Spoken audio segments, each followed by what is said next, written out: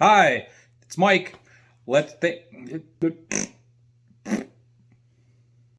Hi, everyone. It's Mike, living Wisconsin. Thanks for watching today. So I was looking at some projects around the house and came down into the basement and noticed I have a room, a finished room for the most part. Got some walls put up, separating it from the rest of the basement. And I'm thinking, perfect spot for a workshop. So I'm thinking, well, let's make a video. So here we are. We have a miter saw here, and I don't really have a spot for the miter saw. We're going to start by building a workbench for that miter saw. And perhaps I could say miter saw one more time. So we are going to start with that bench for that saw, and I think it's going to go well. It's not going to be, it's going to be beginner style. So this will hopefully give you a good baseline, and we'll get through it. Let's get to it.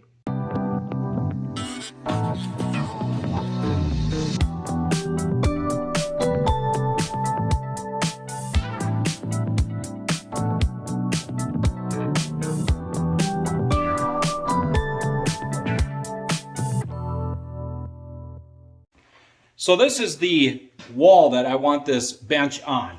This is 13 feet across, and in older homes, this is an older home that I have, you're going to come across roadblocks, little bumps in the road, if you will. This one being an uneven floor across here a bit. So we'll get to that and what we're going to do later about that. But for now, the idea is a miter saw station with about 80-20 all the way down the wall. You can see now I already have a chalk line snapped for level. You want to make sure it's level. You don't want things rolling off your bench. And the thought is to also put a shop vac on the other side of this wall for dust collection, the sawdust, and we'll be putting in a suction system for all the debris later. But we will start with this bench. So you want to pick the height of your workbench, and I'm going on average because I have this uneven floor. I'm going for an average about 34 inches high for the top of the miter saw station. Now, what I'm going to do, you want to mark your studs too. Okay? Mark where your studs are off of that chalk line, and then we'll build the frame of the workbench. I've started the workbench here, just the outside frame of it. I'm going to be building this in sections. There's going to be 3 sections to this workbench. We have the first section, which is going to be the longest one at 84 inches. And I'm going to put a lot of these dimensions down in the description below. So we have 2 foot deep. I would suggest putting your depth, whatever you feel comfortable at. Rule of thumb, stretch your arm out if you can reach the back of the bench. That's roughly your length. So inexact science, but anyhow, here's the frame. I'm putting that together, putting some cross supports in, which you'll see as I build it a bit up, and we'll get that done. When you're assembling this, you're going to definitely want to use glue at all your joints, and I am countersinking these. So we're going to do this real time. Any bloopers, we're just going to keep it right in. So I have the frame built. I have some markings on the wall for the studs, and if you're doing this by yourself, go slow, don't hurt yourself, and think it through, okay? So we're going to put this thing closer to the wall. I have some pre-drilled holes and some screws already inserted into the back part, and what I'm going to do here is put this up there, screw it into the studs just temporarily at the right height that I want. So you want to obviously pick your height. And then on the sidewall behind me, I have 1 stud available. We'll get to that in a moment. So let's see what happens. Okay. This isn't overly heavy. I'm using a Douglas fir. Okay.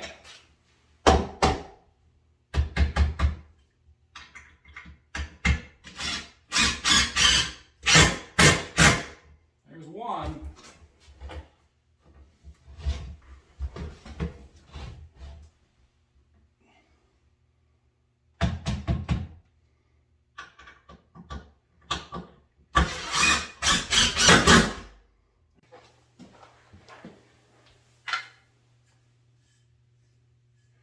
want to grab your level, and on the back side, what we just did there, you want to make sure that this way you're level, because doing it by yourself isn't the easiest thing.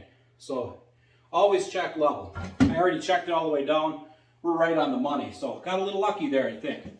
So now, back to front, we want to check that level. So we're going to set this aside here. I have my stud marked on the wall here. Before we level that, we're going to pre-drill a hole with a countersink.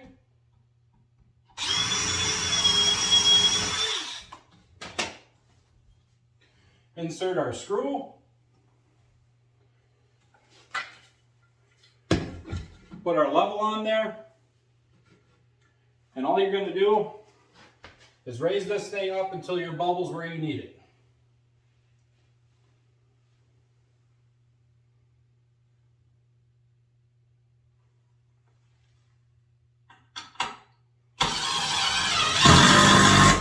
You're going to check out how long these legs have to be. So put your level on the workbench, stretch your tape out,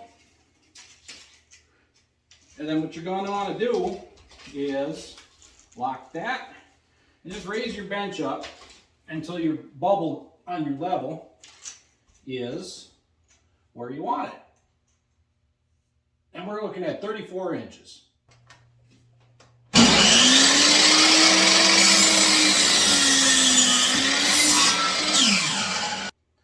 We have our leg in place here. I put the level, just kind of get it close. Doesn't matter exactly. It's not going to be permanent right now, this leg. You just want to get it straight up and down as possible. Got some countersunk holes, screws inserted for easy drilling, screwing. And then I have the level back up here. And all you're going to want to do is lift this back up, watch your bubble, make sure you have that level from back to front. And it should be pretty close with what you've measured for the top of the leg anyhow. So we will pull up on our bench, grab a screw, check the bubble, and drill, screw a hole. All right, now we have our second leg cut for this, and let's cut the length. Again, countersink some screw holes, get your screws in place. You'll also notice I put some glue here at every joint. Again, I can't stress that enough. You want strength in your bench, use glue. So we're going to get our leg in place.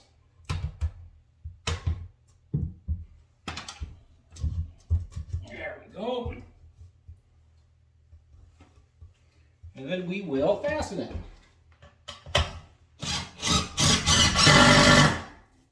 You know, going back to this chalk line that I initially put on the wall, you're going to see this top here right now. The frame is it is actually 1 inch below that.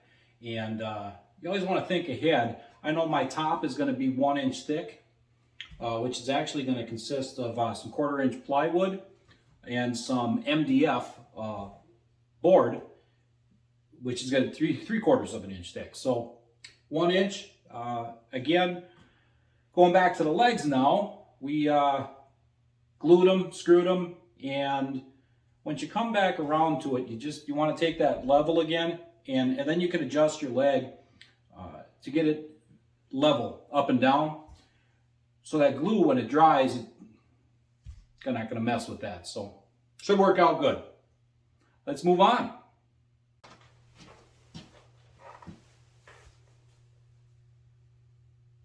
So now we're on to our miter saw station. I constructed just a basic box frame, very similar to the longer bench.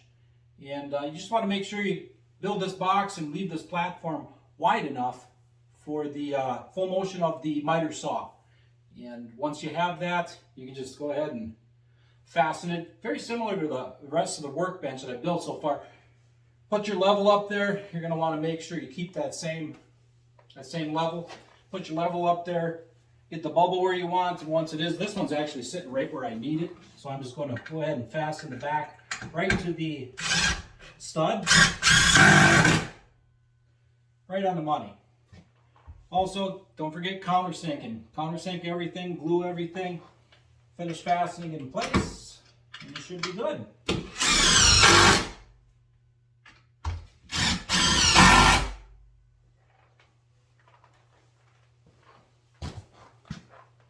Well, ran out of wood, so this is where I left off. We have the miter station here. This is reinforced along the edges here. Put some 2x4s in here. Looking down the center here, we have places to screw our MDF to, so we can mount our saw. Over here, I ran into some issues with, got kind of hung up on it being level with this side. Get it close.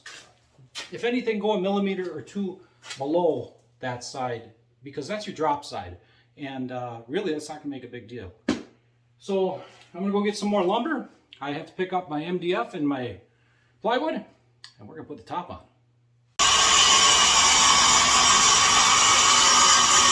Okay, I made it to Lowe's here, and if you didn't know, Lowe's does a lot of cutting for you. So if you look in the back here, we got the whole workbench all cut up for us. So we're going to bring this home, measure, measure, measure. You only get one shot at this, and lumber's expensive, so let's keep shopping. Okay, now that was fun. We are back, and we are going to start gluing the plywood to the MDF. So you want to make sure that these pieces are cut exact to each other, so you don't have any overhang from one to the other. So we'll start with moving our plywood down. The idea here is to get a glued surface down. We're going to spread some glue out, place our plywood on top of our MDF, and then we will screw it down so the screws don't come through, of course. Anyhow, let's get with that glue.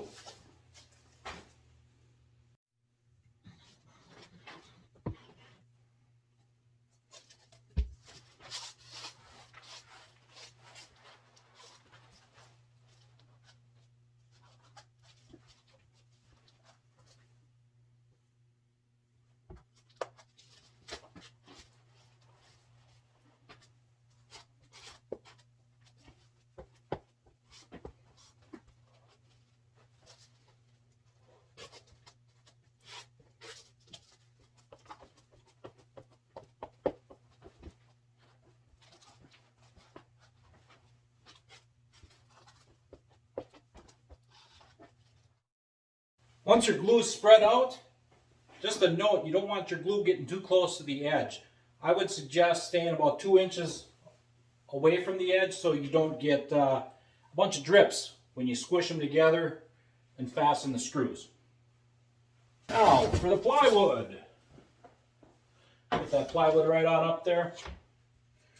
What you want to do is, again, make sure your edges are nice and flush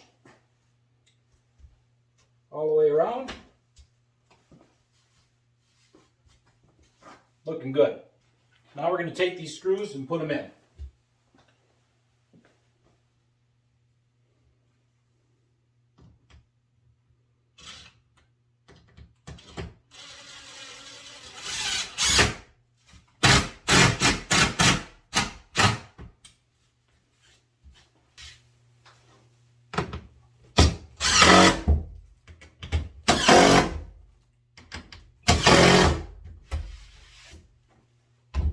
Okay, and that concludes the gluing and screwing portion of the bench. We're going to let this set up for 24 hours, come back down, take them screws out, we'll move on to the next step.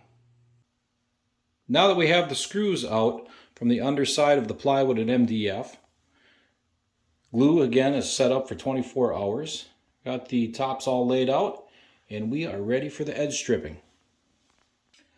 You will want to start by cutting off the edge strips. Measure everything out, pre-cut everything, and then we're going to start to gluing and nailing.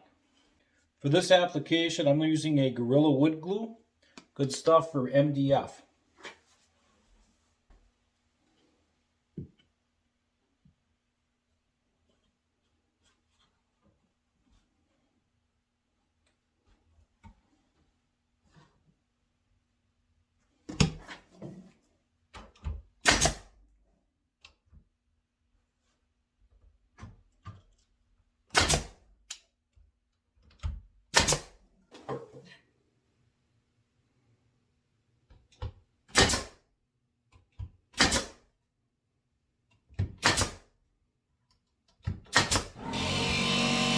Now it's time to screw down your top. You can either screw with L brackets from the underside along the frame into that plywood, or what I'm doing is I'm just taking some screws, countersinking. You always want to countersink MDF.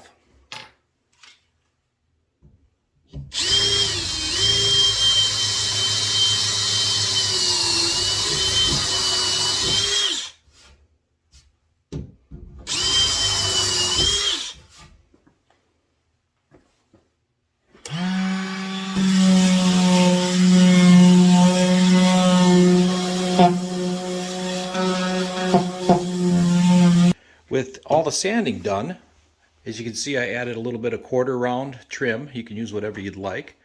I like the way it looks, and it'll seal off any gaps along the wall on your bench that you want gone. Now we have our saw going in place. Before we shellac, we want to put our saw in place, get any holes laid out and drilled prior to shellacking.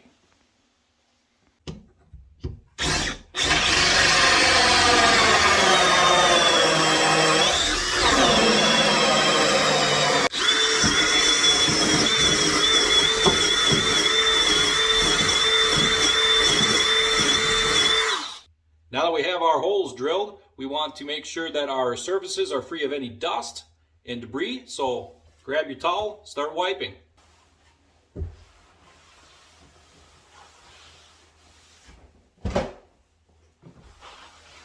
Using a clear shellac here, when you open the can up, you want to give this a good stir, mixing it all up. I'm also using a poly brush here. All-purpose, general. Should work just fine. You might want to grab yourself a paper towel or a cloth as well, and a work surface that you can kind of slide as you're brushing, and then you just grab your brush and get to it.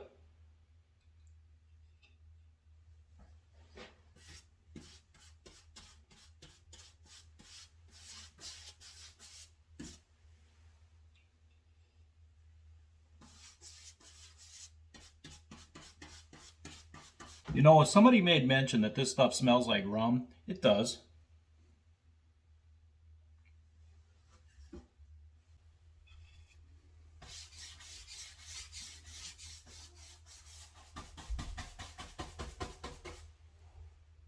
Once the shellac is applied, wait 1 hour before applying the second coat. So give some time for this to soak in and cure a bit. Hi everyone, thanks for watching so far. I hope you've been enjoying the video as much as I have been making it. We're looking for your support in the channel. Below, if you find that like button, please push it. We also have a subscription button. And for you to be a part of our quest to hit 1,000 subscribers, that would be exciting. Love for you to be a part of it. Let's get back to the video. Now that we're further along, you can definitely see the difference from the previous shot. It was wavy before, now it's nice and smooth. I put 2 additional coats on here, and I have to say this is fantastic. I'm more than happy with this result. So we are going to move on to our miter station. We have some holes drilled. Let's mount it.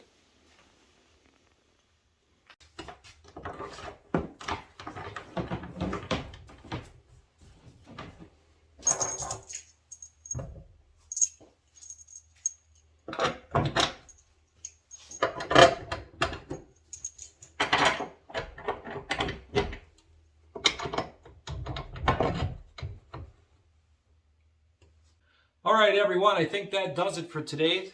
We have built a bench, miter saw station, and it is operational. So again, thanks for watching. Your support is greatly appreciated.